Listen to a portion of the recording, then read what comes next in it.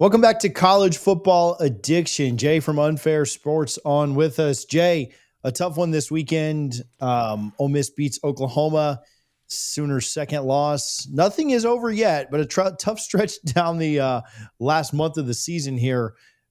Is there what level are we at? Are we at like concern? Are we closer to panic? I mean, certainly we're not all the way down to meltdown yet, but like where are we at just on the season, understanding what Oklahoma has left in these last 4 games? I love that you said not total meltdown when you're talking about a fan base like Oklahoma's. It's 100% meltdown, buddy. You lose one game, it's a meltdown. And especially when you lose to your rival in a rivalry game, that never makes sense. When Oklahoma's good, Texas is bad, they come and get you. Oklahoma's not that good, and Texas is good, and then, Oklahoma wins it. It's just weird. So, I mean, losing to your rival sucks. But no, we're at meltdown with a lot of the fans. For me, I am at concern. John Mateer does not look the same, and I'm not using the injury excuse. He's just not seeing the field right now. He needs to figure that out. That's what you're here. That's what you're paid for. That is why you are hyped up. You and Ben Arbuckle need to figure out how you're going to be finding players on the field. Dudes are wide open in a lot of routes. So I did a lot of blaming on Ben Arbuckle on some of his play call. And to be honest, I should pull back on that. And honestly, I'm kind of throwing it at, one of the analysts, Kevin Wilson. He's a veteran in the game. He understands games management. He understands some of the things that need to be done. He was a part of the national championship team here at Oklahoma. He's been a head coach a few places, and I put it to his feet because he's an old head that should be letting the young guy know, hey, run the ball. You're getting success out of it. Just run. It's okay. As the game has progressed, we've seen that Oklahoma gets better and better with their run.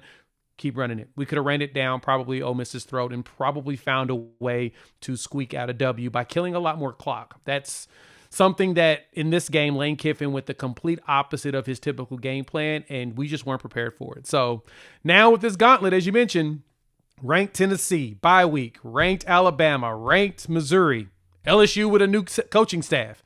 It's going to be a very fascinating run for the next 4 games. Yeah, and like you said, it all starts this weekend with Tennessee in a matchup that's not crazy dissimilar from the Ole Miss one. Now, obviously, it's different to go on the road to Knoxville than it is to play at home, and that'll be tough. But when I think about the two teams, good offense, good schemer at the head coach position, and a defense that you can potentially take advantage of. And I think a defense that, not to upset the Tennessee fans, but just with their injuries on the defensive side of the ball, might be even worse than that Ole Miss one. But you need Oklahoma to make them do something. Like you got to take advantage of it. You got to capitalize. I wasn't super impressed with Ole Miss's defense going into this thing that we just saw on Saturday, but Oklahoma couldn't really do anything with it. It seems like Mateer, I don't know if he rushed back too quickly from the injury. I understand why with Red River there, or what the issue is there. I mean, you talked about, being able to run the ball more effectively and just more consistently.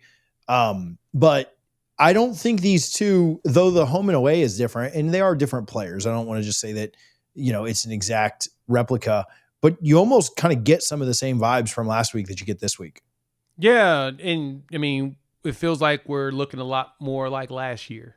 And that's kind of the thing that I don't like. And that's where a lot of the panic is coming from Sooner fans, because the offense is starting to look as inept as it was last year. Granted, we're putting up a ton more yards in comparison, over 300 yards still for the most part in average. We're averaging roughly 376 yards per game. We weren't doing that last year. We're middle of the pack right now offensively, and we should be better than this. And so, but no, you're right. Tennessee is one of the worst defenses in the SEC. They're 15th in the conference right now, and they're one of the worst defenses in the country. And it's, like I said, they're doing a lot of injuries. The question is, can Oklahoma take advantage of it? The other side of that coin is Tennessee is also the best offense in the SEC right now. They're averaging over 500 yards per game, with Oklahoma still only getting up 240. Now, we saw Ole Miss, a real offense and an offensive genius, really put the pain on Oklahoma. I expect Tennessee to get at least 400 yards. But to me, a successful game for Oklahoma is to hold them under 400 yards in this game, maybe get them closer to 300. Heupel is really good at calling offenses. Joey Aguilar looks like he has got the confidence of the world, and he's willing to just chunk that thing, similar to Trinidad Chambliss. So this defense is going to be, once again, stress test.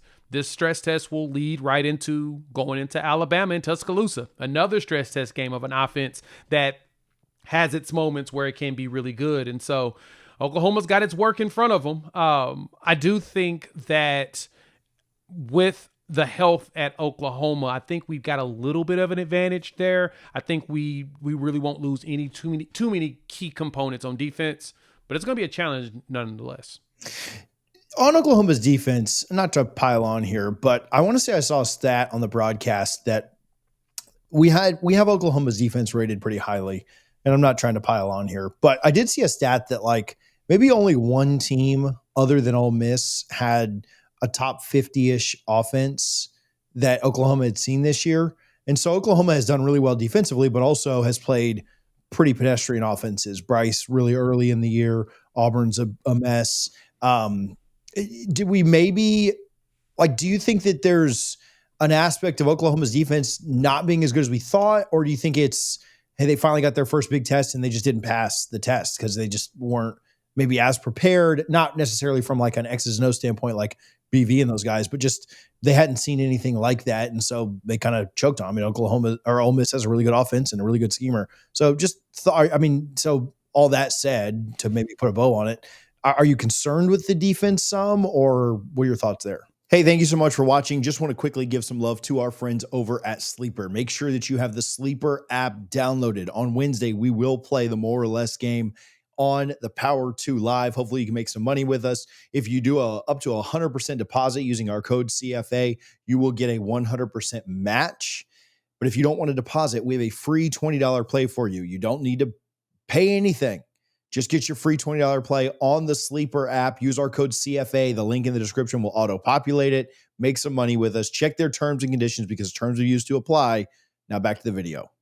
No concern whatsoever. So, no, and I think you were kind of wrong with one thing. I think the problem was X's and O's in this game.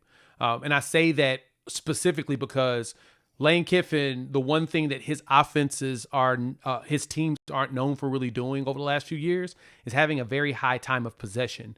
This game, they had like a 35-minute time of possession.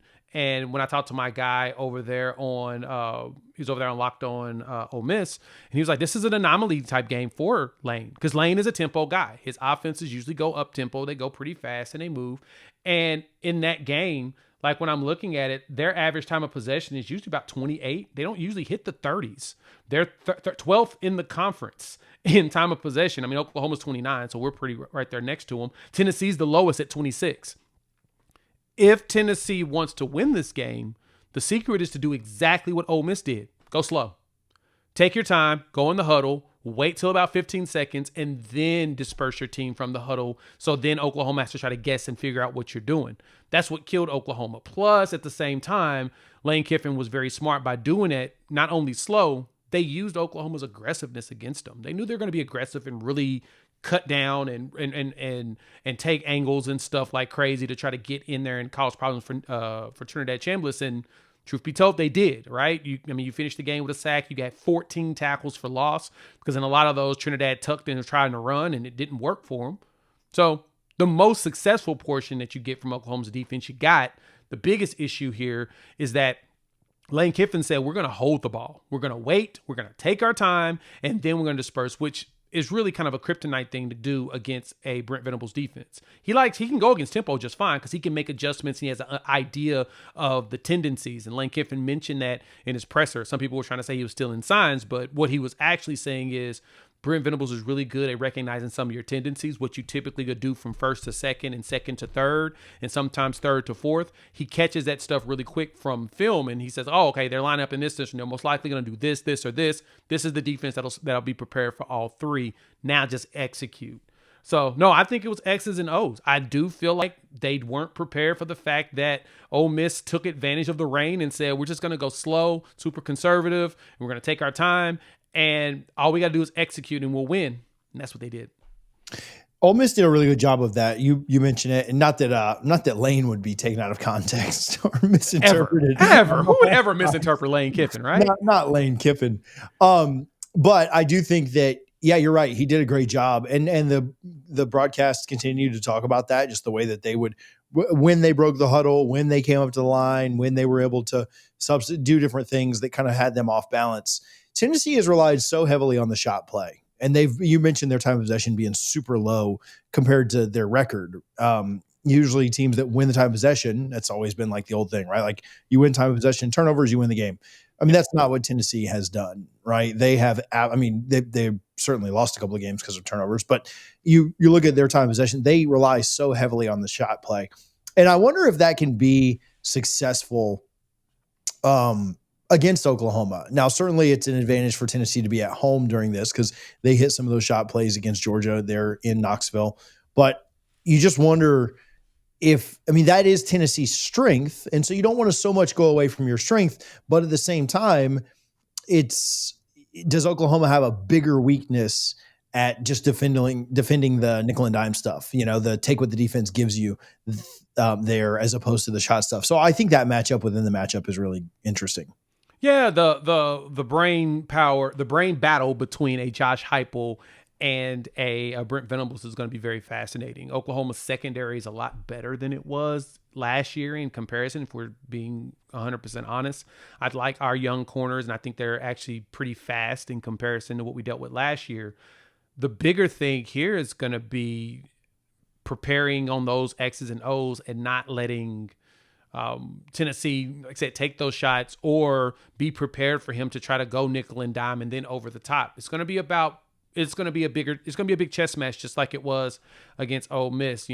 Lane kind of flipped the table over with the way he did it and made it a lot harder for them to adjust the way that they like to. They like to adjust on the fly, especially if they can put pressure on the quarterback. So in my mind's mind is that Josh Heupel is going to probably do something similar. But his bread and butter is that tempo, that veer and shoot, spreading your guys out. And honestly, Oklahoma plays a little bit better when they're in that and they have an idea that that's coming. Their zones usually can get into better spots. The bigger question is what are those deep shots going to look like? Because Chris Brazzell is a freaking beast, and that's gonna be one that I am. If that's the player, I'm gonna be keeping my eyes on because that boy can ball. And so, if Oklahoma wants to be successful in this game, man, they're gonna have to really keep their eyes on here and make sure that he don't destroy you by himself. Yeah. Thoughts on? I mentioned him a little bit earlier, but I'll get a prediction from you after this and we'll get out. But just thoughts on Mateer. It seemed like even late in the game, he had some guys open underneath and tried to go for the bigger play, which, hindsight's 2020. You complete that stuff. It's there. Is he not seeing it? Is it too big? Is he taking too big of risks? Just trying to be the hero? What are your thoughts on just him with where he's at right now? Yeah, that's what it feels like. It feels like he's really trying to shoulder all of the load in this team. And when you do that, sometimes it leads to you being too indecisive in moments when you shouldn't be indecisive. It feels like he's being overly indecisive. And I think he needs to start making the decision. Whenever he decided that he goes through his progression, boom, boom, I see a little bit of hole on my right. All right, I'm just going to go ahead and run. He's been fine. He got some good scrambles against Ole Miss, but when he was tucking back and then he was thinking about if he should run, if he should throw, that's when you start to see all the pressure come down and he ended up getting tackled. He's going to have to get those decisions out quickly. Tennessee still got some speed on that line, so they're going to be a problem in that capacity. But if he does a better job of reading the field quickly, scanning and understanding where guys are going, it's going to be big on the X's and O's in film study. He should be able to redeem himself in some capacity. This is a big game. This is probably the bigger redemption game of them all for John Mateer. After the stinker he dropped against Ole Miss, because that's the bad part, is that what we're seeing is he starts the game off pretty strong, and then as the game goes on, he gets progressively worse. It's either him or it's either Ben Arbuckle. It's both of them together. I don't know what it is, but it does feel like as the game progresses, he's missing it because the initial pass and drop pass he threw to Isaiah Satania to catch on a deep pass on the first drive, and then the 75-yard touchdown where he basically was directing traffic and then he launched it and he basically sidearmed it perfectly to Satania right in his hands and he just booked it up the sideline. Those were fantastic. That's what you're looking for. That's what you expect out of a guy like John Mateer in his game. But when you get the game going on and things get tough and murky, he looked good against Michigan at the beginning. He kept the drives consistent, and he finished the game out with a long drive. He did good against Auburn in doing that final 3-minute drive to close it out and get the lead and let the defense win it. You saw some moments, But ever since that Auburn injury, you've seen him just not be as good further into the game. And that's the thing he's going to have to fix if he expects to not only win this game, but also win over the Oklahoma fan favor. I worry about this a little bit for Oklahoma, but I do also think that Tennessee, I don't know what their most quality win is. I think that, you look at who they've played, their best performance is a loss to Georgia. I'm not crapping on Tennessee by any means, but they just haven't beaten anybody worth a you-know-what at this point in the season. And so I do think this is pretty wide open. I hate to do this to Oklahoma fans, but I am leaning the home team in this one. I think this is kind of a race to 30. And if Tennessee can get there, I really like them. If it stays in the mid-20s, I think Oklahoma's got a great chance to do this because it means their defense did show up. And I think that you can score 20-ish against them. But give me a prediction on this one. Yeah, I'm going to go ahead and give you this as of today. The spread is sitting at like -3.5, Tennessee at home. So I'm leaning Tennessee's probably going to end up winning this game at home at night in their highlighter Tron jerseys. So my expectation is probably going to be 30-27. I think Oklahoma's going to be able to score on this defense. I think that this offense may be just a little bit too powerful. I think that we will defensively be able to do what we need to do to hold them under the yards to be able to win. I just don't have faith in the offense right now as of today that they would be able to overcome it. Friday, my mind may change. I'm still looking at data points, still doing my digging, trying to figure out where is that, because there are spots where Oklahoma could steal this W, but you're also playing at Neyland, and it's a very hard place to win at. I'm still going to lean Tennessee right now, 30-27 to start. But, hey, I would not be surprised if Oklahoma, by that time, put together a proper plan of actually running the darn ball that leads to a victory. Jay, where can people follow you? Where can they find all your content?